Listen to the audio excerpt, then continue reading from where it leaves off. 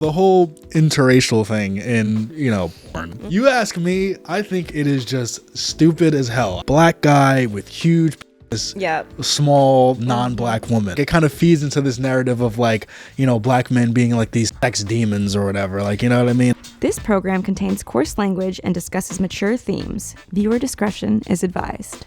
Hello, and welcome back to The Birds and the Bee with me, Chelsea B. And we have another special live broadcast here, and I am here with my dear friend, content creator, jack of all trades, Kaiden Bailey. Hello. Thank you for having me here. Of course. And also here with producer, sometimes behind the scenes, today in front of the scenes, Matt. Hello. Kaiden, it's been a while. Yes. How are you? What's been going on in your life? I'm good. Over the past, since we've seen each other since November, I've just been kind of going hard. Yeah. And part of that has led to me, I got sick, 3 times, and even then I was still I still need to keep pushing. So I don't know what happened with my mindset, but I was just in grind mode like crazy. Hey, it works. And I've seen you go into these different conventions and doing the circuit. So I figured we could just kind of chat about, I see your tweets, and you always have really, I feel like I really can align with some of your opinions and stuff that you have. So I figured we could just have a casual chat. We can start with the convention circuit. What have you been to? What are your takeaways from the different conventions and awards and all of that? Well, I'm a person that's kind of pretty anti-establishment. So conventions as a whole, I feel as though are just not really my thing. But if for other people it's completely fine, but for me personally, I'm saying it's not really my thing. So I go to these things with the mindset of I'm here to network and meet people and to build bridges that would be necessary and stuff. But as far as mainstream adult industry stuff is just it's very in my opinion very politicized. So I feel if you don't align with certain people, then you're gonna find yourself kind of on the outskirts or the outside of the mainstream. And I don't fault anyone for wanting to be there. That's completely fine, but I'm speaking strictly just for me. It's not really my thing. I'm not really a mixy type of person. So going to, I guess the big one is AVN, right? Because Exotica is Exotica DC, it's all cool, it's all similar, but AVN is the massive convention. So I went there with not really too high expectations, but when I got there I was kind of excited because I was okay, this is where all the cool stuff goes down. Gonna be able to meet a lot of people. And when I got there, kind of had mixed feelings, because I was just wow, this place is very, you can kind of feel what I mentioned earlier about it being very politicized. And I remember I tweeted out maybe a month or 2 ago about how you would expect the adult industry to be a more and inherently, I guess we could say, left-leaning space, when in my opinion it's actually the opposite. It's you see, there's a lot of just very, in my opinion, anti-sex type of people. Ironic. Which is weird because it's it's almost as if the people don't even know what type of industry that they're in. But it kind of makes sense because when you look at all the big names, the people who actually own these things and stuff like that, it's their politics are very conservative and stuff like that. But AVN in and of itself was cool, but what you saw was a lot of that come out with the I guess you could call them the committee. I don't know what you call the people who actually run all the stuff behind the scenes. I guess the committee. And what you saw was a lot of just, in my just not even in my opinion, it was factually transphobia, whorephobia, stuff like that. I was seeing that. And it was just really strange to see because going to the biggest adult industry convention and seeing that was kind of just me not being a trans performer, me just being a hetero cis guy, it even blew me back. I was whoa. Well, it's just there's so many different segments of different types of people that make up the industry as a whole. So it feels weird to seclude or not focus on specific groups of people like, it doesn't make any sense to me. Yeah, and and a lot of trans performers are actually pointing out the fact that trans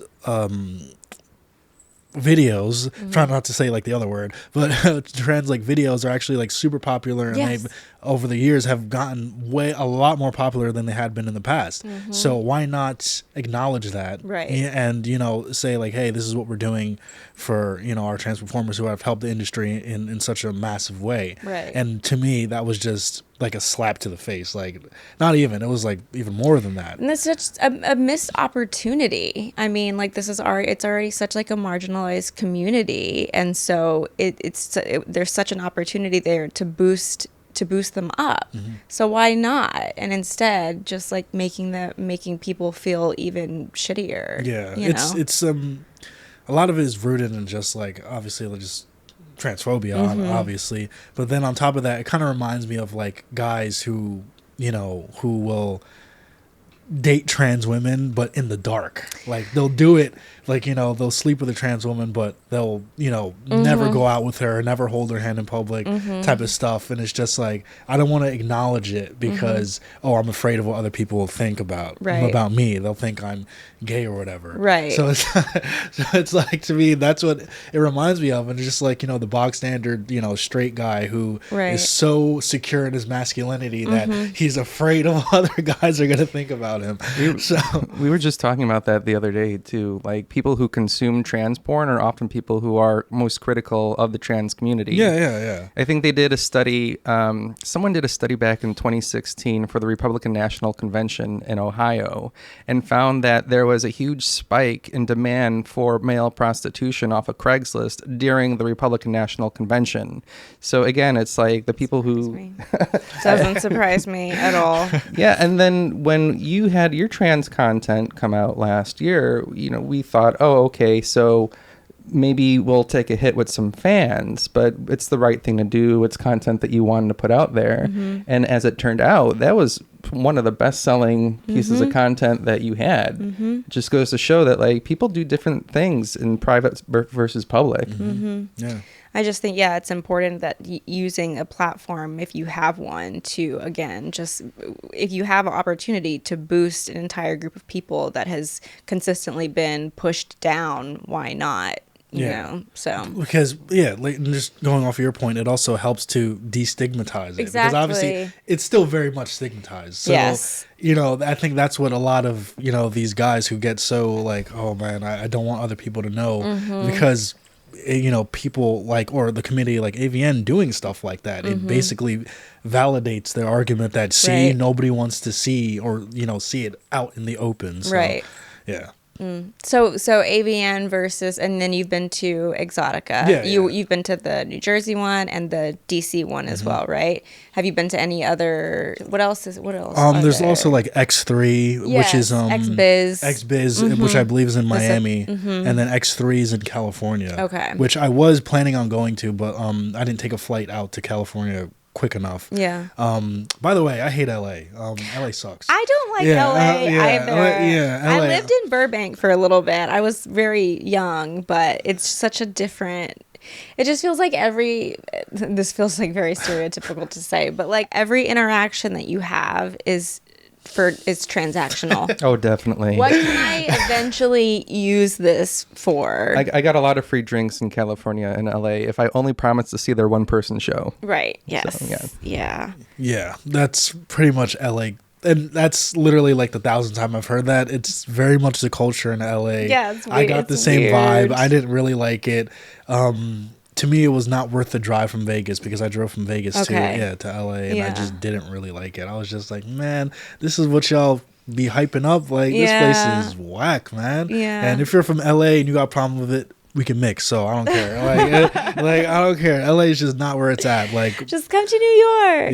Yeah. New York, at least New York has problems, but it is a much better city. We haven't really talked in a few months. Are there any other like trends, opinions? What else have you been seeing? Well, I'm sure you two know this by now. I'm a very opinionated person. Yes. I know many people may not like what I have to say, but I'm still going to say it. Yes. So, and I feel like in the industry, being too opinionated won't help you. Well, it depends on what you're opinionated about. Right. So, or the opinions that you have. Exactly. So, if you're a person who's outspoken, just going back off what we just talked about with like trans performers and them being snubbed and whatnot, if you're a person who's critical of that, it can affect you in a negative way. So, many of these companies who are owned by these folks, they might look at you and say, I don't want this person, like they might cause trouble. You get seen as like a troublemaker in essence. So, that I've kind of gotten past that, because I've gotten past the stage of like where I was like, okay, I already know that I'm not going to be, or I don't want to be like the biggest star in the world. And, this isn't like shooting low or anything like that. It's just a matter of accepting that that's not really where I want to be, because I kind of understand what you need to do in order to get there. Right. And to me, it's not, I would just feel like I'm compromising a bit too much. And, to me, just standing on your values is just a lot better, because it just helps me sleep better at night. Yes. Like when I see certain stuff and, we all go through should I say something? Should I not? It's like the bystander effect and stuff like that. So I'm always a person who I feel like has to say something, because if I don't, I'm going to be thinking about it later. Like, dang, should I have done something back there? And, unfortunately, and this is not just in this industry, I feel like it's in any workplace. If you speak a bit too much, you can put a target on your back. Yeah. But I've gone past that. So, it's interesting. Like before I got started making content, just in like my personal life, I've always been very outspoken, like very opinionated. And it kind of got to a point where I even had friends that just made me feel like it was too much. I was too much. And it kind of, I don't want to say it like silenced me, because I'm still, outspoken about a lot of things, but it's weird. Yeah, I don't know. I've had like some inner conflicts with, okay, well, this is just the Twitter, my socials, and I'm just putting out this one type of content, or, my own content, and then kind of keeping my own like personal opinions to myself, because I don't want to create like controversy or anything. So I'm trying to kind of get back into a place where I feel comfortable just like sharing my thoughts on things, because there was a long time where I just kind of like was like, okay, fine, I'll shut up now. And it was just exhausting. But yeah, it's definitely interesting trying to find like a balance on that. Yeah, definitely. You're definitely right. Because it's like a lot of what kind of stops you is that, people around you, your family and stuff like that, they may not share those same opinions. So, yes, especially like these are people that you can't just get rid of. You know what I mean? Like, exactly. Even, well, one thing about me is that, it's pretty much easy for me to like cut certain people off. Yes. So, you know what I mean? Because my mindset is that, hey, if you're a person who's just like negative, and I got no problem cutting you off. So I understand that may not be the case for everyone, because like, family and stuff like that, especially with like your parents and stuff like that, because they definitely might not share the same opinion. So I understand that may not be like an option for a lot of people. So a lot of people do choose to say, let me just be quiet on this and just not really stir up trouble, because I don't want to, engage in the conflict, because they're not going to change. Right. They're already set in their ways, stuck in their ways. It's not. Yeah. So I get that. Yeah. So interesting segue, and I hope it's okay that I'm bringing this up, but now you are dating someone in the industry. So, and you've dated someone outside of the industry before, right? So what are the differences, I guess, in how that looks in like a relationship? What is your experience? There's definitely like a mutual understanding Yes. of like what you do. And there's that separation of business and personal life type stuff. So that to me is incredibly freeing, because previously I was in a relationship with someone who wasn't in the industry, and in the beginning it was okay, or I thought it was okay. Right. And it ended up becoming like a major problem later down the line, because the nature of this work is that, you are, sleeping with different people, and that can kind of bring up, I guess, basically, and we've all been through it. Like, people can catch feelings and stuff like that, which is fine. Like, you know what I mean? We're adults. Yes. We can make our own decisions. You're allowed to date whoever you want. That is fine. Right. If it's between two consenting people, whatever, have at it. But it's like that kind of became a problem because you meet someone and then, you know, your partner who's not in the industry might say, hey, I see that you're hanging out with this person or you're shooting with this person and stuff. Right. And that kind of became an issue for me. Okay. So it kind of became like a thing where I need to make a decision because I was just very, very conflicted. Right. And it basically came to a head where I was just like, okay, well, you know, maybe I cannot be in a relationship with someone who isn't in the industry because it became like a major problem. So, yeah. It's to me, I find like I get conflicted like when I was traveling and meeting people, and I met a few people that like I met a girl, and you know, she kind of like caught feelings a little bit, but I never told her that I do this. Oh, wow. And so there's a part of me that's like, because I'm not ashamed about doing this, but there is like, I don't know, it's just, I feel like sometimes it just feels easier to just leave that part of my life out because you don't really know how people will react and again, it's just such a stigmatized industry. And like, I mean, even outside of just being in the industry, like a woman who has a lot of sex recreationally is still just bad, you know, as opposed to, I feel like we still have that like double standard of men can sleep with however many people and whomever he wants to. And it's, so I find myself like, oh, I kind of like, should I just be completely open, like from the very beginning? Is it okay if I wait a little bit and then share this part of myself? So it's hard because it's not like it's also your entire personality. Right. No, I have a lot of other things that I do. It just dominates the conversation and it has to be told. Yeah. It just immediately, as soon as someone knows like, oh yeah, I'm naked on the internet, it's like, okay, well then that has the ability to just completely flip. It can flip. Their, you know, perspective of me, and just, it's kind of, I think it's just maybe out of fear, I guess. I just get nervous that they won't. But then again, I'm like, well, I don't want someone to like me or dislike me just because I do this. So, But you don't know what the reaction will be. You know what I mean? So it's like it could be really makes good. You feel vulnerable, it could be really bad. Right? Yeah. I mean, usually I'm pretty open about it. I usually am pretty open and comfortable. And then I like having, you know, being able to kind of say, yeah, I do that. But then I also have, you know, a podcast where we talk about these things and like you know, we're not naked talking about it. That would be an interesting, the naked podcast. I'm sure there is a naked podcast somewhere. Everyone has a podcast. Well, I'm sure that one's thought of. I'm writing that down. But well, personally, I would say, you know, everyone's different. Everyone approaches relationships differently. But I would say that what has worked best for me is being upfront about it because now it's out there. Yes. It's on the table. You know, and you can.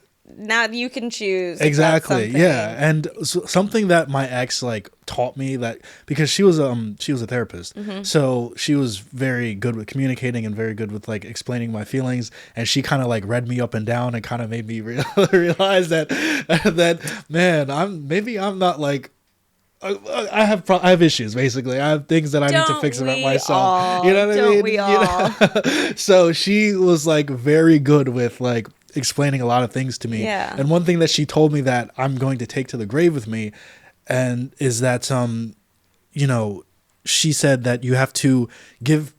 Basically, you can't make decisions for people. She said if you're in a relationship with someone and there's something that's very pressing that probably needs to be told to them, you should tell them, because if you don't and you withhold it because you know you use the logic of, oh, I'm, you know, basically like I guess I don't want them to react badly to it or whatever, you're making that decision for them, and that's not fair to them. That's like fair. Their reaction is going to be their reaction. You know, you have to let them make that decision. And if they decide to react positively or negatively, let them do that. So that was one thing that I had an issue with, where I wasn't exactly telling her the extent of what was going on in my life. And she said, you shutting me out isn't That's you deciding for me that I might, you know, feel a certain way. Exactly. And, you know, that really stuck with me. And I've taken that, and it's great advice. And now I'm just leave it on the table, and, you know. That's interesting. Which, now that I'm thinking about it, I'm like, with this girl that I didn't say anything to, I think I didn't have the feelings that she did. And I didn't anticipate it going anywhere. So I don't think that it was like if it was something that I was thinking might be like serious, okay, let me go ahead and put it on the table. But because it was kind of like we could just be friends or something, I was like, this isn't a need to know information. This isn't something. But yeah, it's an interesting thing to think about. Thoughts, Matt? No, I think this is why dating apps are valuable to some people.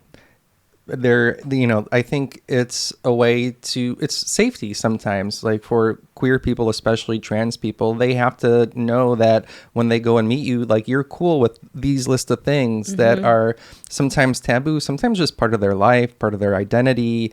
So I see a lot of people when I've been doing the little podcast clips on TikTok, people have been like trashing dating apps, but I'm like rebuttaling with the fact that like we sometimes need these as a tool to be like, I need to filter out people who aren't okay with me being bisexual. Like even in liberal New York City, it's not part of my whole personality, but if I'm at a bar and I meet a woman, I have to say like, oh, by the way, I'm bisexual, I'm pansexual, just to make sure that there's no angry conversations later. Which have happened, like in a bar, like, oh my God, you betrayed me, you effing faggot, like this is Manhattan. This isn't like, this is supposed to be my little safe bubble, but, and then it copy and paste that to these other sectors of our life.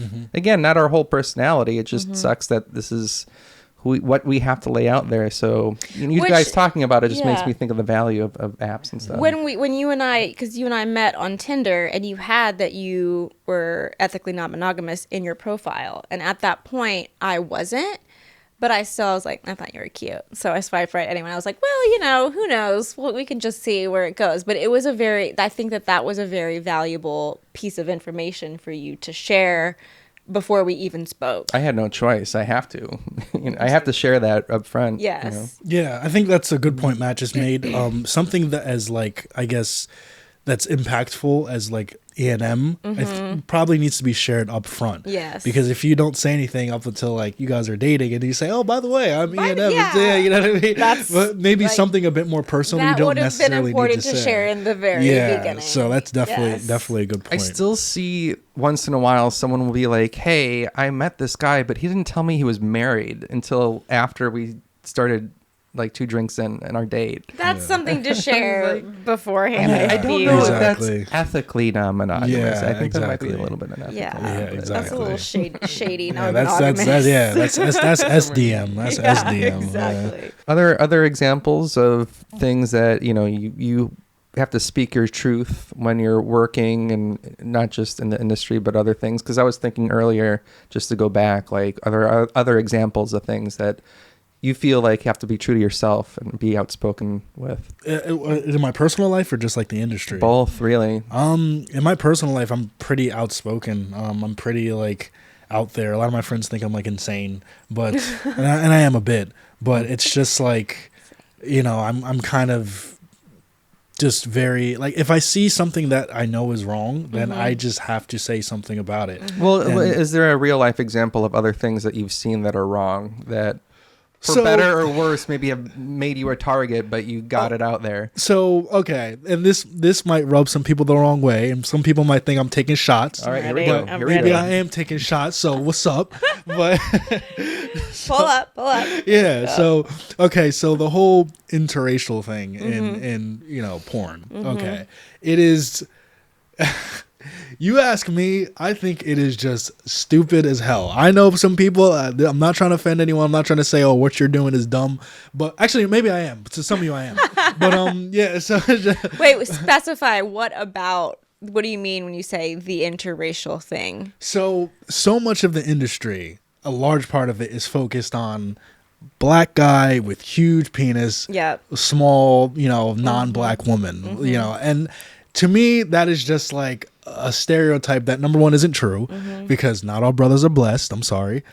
And number two, it's just like it kind of feeds into this narrative of like, black men being like these sex demons or whatever. Like, you know what I mean? And it's just like, I'm not particularly comfortable with that. I have shot with people, and when we're conversing about like shooting and stuff like that, one of the things I do mention is that I don't use these terms that refer to me being a black guy with who's 8 feet tall and has a 50-inch penis, you know what I mean? So I'm just like, it's just not something I'm comfortable with. I don't want to contribute to it because I know where it comes from. It takes away the person part of it, the human. It's like, then you've just like completely reduced this interaction to like an appendage. Exactly. And it's like, it's as if it makes me feel as though like I could just be anyone, any other black dude. Exactly. You know what I mean? So it's like, it doesn't focus enough on the actual person, which I think when you're watching porn, it should focus on two people, two people who you find attractive or whatever, who are, having sex. Yes. And that to me is just completely removed when you use this dynamic of, black guy with a 50-inch penis and small little non-black woman. So I'm just like, and I've said that, I've tweeted about this plenty of times, if you've seen my Twitter, and I know it rubs some people the wrong way because I have heard people mention my name obviously when I'm not there to other performers and saying stuff about me. Don't think I don't know about you mans, but I'm just like, so it's just like, I hear, and it's just like, oh, that guy, it's all Kaiden, that guy. So I'm just like, hey, I'm not trying to mess your money up. If this is what you do and this is how you make your money, have at it. I don't want you to go homeless and be on the streets and not be able to feed your children or whatever. But my whole thing is that if we want to make this industry better, if we want to make it a place that doesn't make excuses for bad behavior, because to me, this is all like indicative of why the industry has so many issues with just like abusers and stuff like that, and who are still able to get work because people are too used to making excuses for just dumb shit, quite frankly. So that's what I want to bring in. And I think it comes with like, it requires like self-reflection, because when I was first starting, I was using those terms and I was like getting very close to like being very pigeonholed into like this one type of content. And I had to kind of take a step back and be like, wait, I don't want to do this. So I had to like really like, okay, now I need to like focus on other people, and then I kind of like, I stopped using certain terms, and it really required me to be like, okay, wait, who am I trying to be? What type of content am I wanting to make and put out there? And do I want to actually try to make the industry better? And doing that requires like looking in the mirror and be like, okay, wait, are you perpetuating certain things? And so that's this is a decades old sort of argument between content creation. Decades ago, it was like television. Are we a reflection of society, or as content creators, are we trying to move society forward? And so then, like in the 50s and 60s, you had television shows that were sort of a reflection of who we were. And then there were ones that were like I'm thinking of like an episode of Maude that talk about like abortion that was never talked about before. And so it was planted there to try to change the dialogue of something that was happening in that moment. And when you guys are speaking, I'm thinking like, now it's not just like the elite few who can make television. Now we're all making little television episodes, media content. We're absorbing content constantly. It's just going so fast and people are so desperate. We are impacting society in ways that we can't even quite comprehend yet because it's just so quick. And I think Reddit might be the example of a lot of what you're talking about. And a lot of our fellow collaborators are so successful on Reddit. But Reddit, you really have to give into those stereotypes that you're talking about. And like the whole thing is about stereotypes sometimes. And then you're now creating content to feed those stereotypes because you'll get monetization back directly or indirectly. And it sort of perpetuates. So to go against that, you're taking a real risk monetarily. You have to decide. You have to decide, like, am I going to decide not to make money in order to... And it's tough because, again, like we are just in such a desperate situation right now with the way that the market's moving. But there is no middle ground, unfortunately. You have to be on this side or that side. You can't say, oh, let me just kind of straddle the fence, because that's not really going to get you anywhere. And people are going to notice it too. So yeah, like just going off of what Matt said, you have to, in a way, it almost feels as though you have to kind of give in to these market forces or what have you. Or if you don't, you give up, you decide to like give up certain money, like money or, exposure and things like that. You're going to lose money. That is 100%. You're going to lose money if you don't. I think like now, me, because I had to, looking in the mirror and be like, okay, I don't want, and I have content where I've like used terms and it's like kind of embarrassing for me now. And I just want, like, I have to actively choose like, okay, I now don't want to be a part of that anymore. Can you give me an example? Would that be all right? Like certain subreddits that I've posted in that are like using like the BBC, things like that. Well, yeah, like, there were a couple that I stumbled upon early, like the Snow Bunny. Yeah, just Queen like of Spades. Advertising as things like that it's like it's really like objectifying another human. And like, but in the beginning it's kind of, we've talked about before, like it's about growth, exposure, growth, like doing anything and everything you can. And now 2 years down the road, and I'm just like wanting to be a lot more thoughtful about what I'm doing and like what I'm making and how I'm advertising like things that I'm doing like that. Is there a way that we should be using terminology a little bit differently, like some concrete examples? I was told by another creator he's okay with saying BBC as long as it's an adjective and not a noun. Like, I have a big black cock. I am not a big black cock. Yeah. That kind of thing. Is there certain things that we can do from your perspective to kind of little things even? I think that example that that creator gave was actually honestly perfect. It's good because it's just like what we touched on earlier. It's not just you. It's not describing just you as a big black dick. Right. It's what you have. And if you do have a big black dick, that's fine. If you say, hey, it's big, it's black, but it's This makes me think of creamy Latina pussy. Yeah. Oh my god. I saw that someone described me as that, like my creamy. I'll never forget it. And I was like, it was a creator too. Yes. Maybe he's even watching. He knows exactly who he is. Oh my I guess god. I do have creamy that, Latina. but I've never thought of it in that way. I guess creamy Latina chocha would have been a bit too on the nose. So like he just said, let me just go for creamy Latina pussy. Pussy.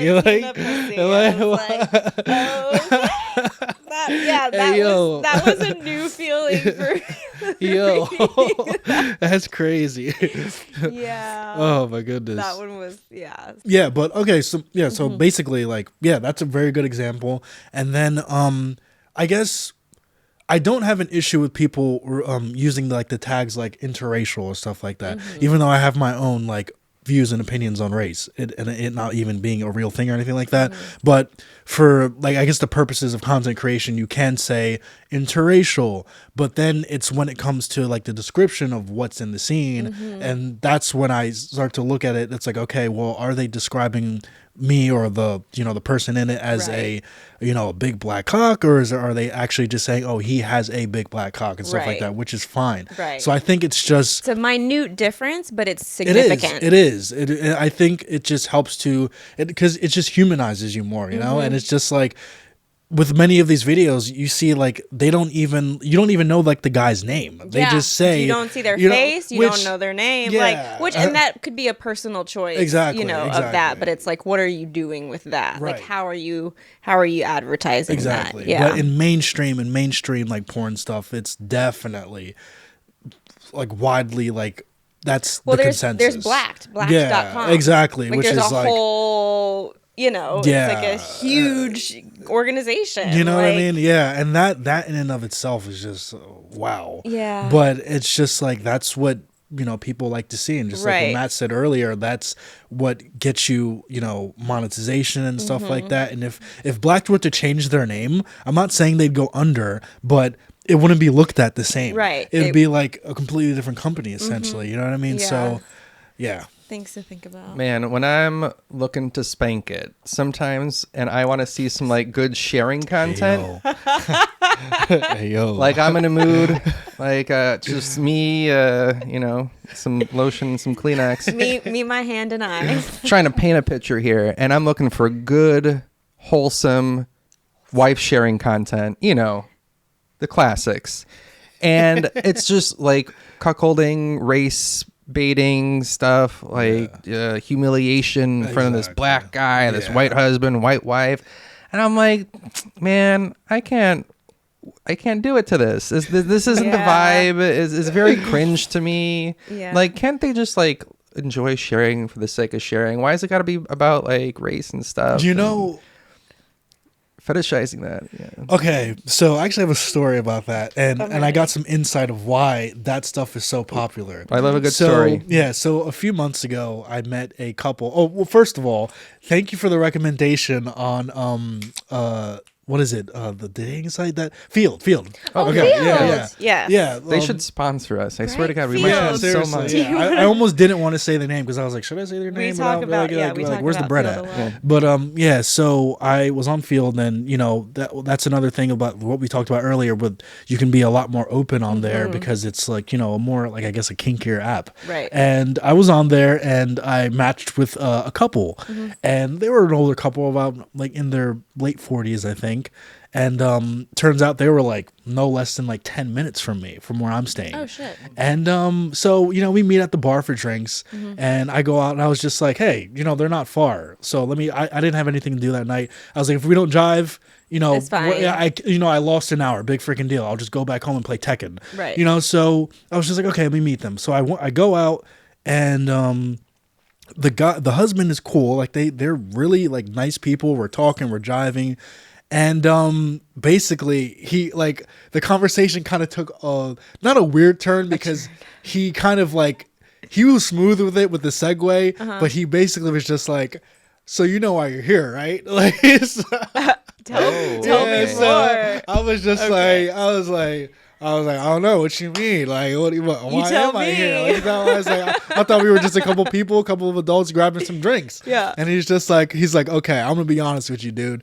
He was like, I have you out here because I love having black men, fuck my wife. Oh, that's and so, specific. yeah. So he was just like, and he was just like, and I was just, I guess the reason why he told me what I'm about to say is because he kind of saw my reaction, where I was kind of just like, he kind of So it saw. wouldn't matter who I am. Exactly. It's just the color of my skin. That's what I got from it. Where I was just like, so I can just be any dude, any man on the street. You could have just saw dude walking down the street and be like, hey man, you care nothing about my personality. So at that point I was just kind of like, oh man, it's one of these, these types of people. Okay. So then he was just like, nah man, wait, just hear me out, listen. He's like, the reason why I like this is because cuckolding is one thing. I guess he said he wouldn't really describe himself as a cuckold. Okay. He was more of like he liked seeing that because it was like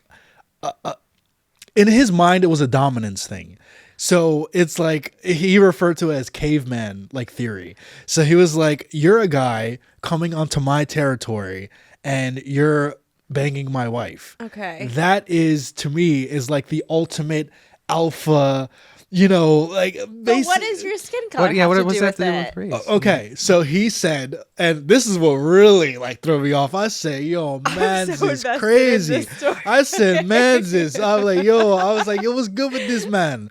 So I was just, he said, okay, he said, given the history of this country, right? And you can see where I'm going with this, right? I was just like, he said, given the history of this country, he said, it's almost as if you're feels like you're taking revenge. You know what I mean? Basically, it's just so basically for those who don't know, he was basically like, yeah, you're a black guy getting revenge on the white man for by banging. My mind is blown now. I said, so I was just like, okay. Yeah. What are you thinking? What are you feeling? That's a very interesting way of looking at cuckoldry. So I said, okay. And so basically, I wrapped things up within like a half an hour. Went home, and I haven't spoken to them since. So I was like, did you fuck them? Hell no. I was like, man, this is too weird now.